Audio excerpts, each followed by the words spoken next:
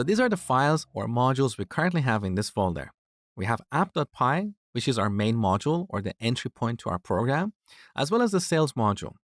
Now, when I run this program, you will see a new folder here. So Python app.py. There you go. We have this new folder, PyCache. And in this folder, we have the compiled version of the modules that we import into our program. So currently we have the compiled version of the sales module. The reason Python stores these compiled files in this folder is to speed up module loading. So next time we run our program, Python will look at the content of this folder. And if we do have the compiled version of the sales module, Python will simply load that compiled version. So it will skip that compilation step, and this will result in faster loading of the sales module. Note that it only speeds up the loading of this module, not the actual performance of the application. Now, how does Python know if this compiled version is up to date with the latest code in the sales module?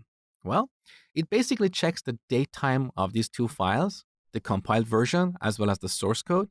If the date time of this source file is newer, it realizes that our source code is changed, so it will recompile it and store it in this PyCache folder. So that's the basic idea.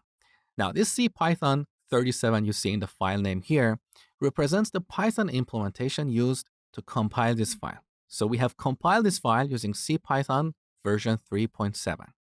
In this file, we have Python bytecode. Let me quickly show you.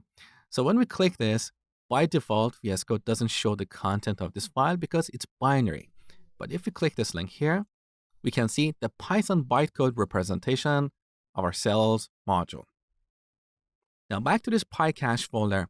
Note that we don't have the compiled version of the app module because Python always recompiles the module that we load directly from the command line.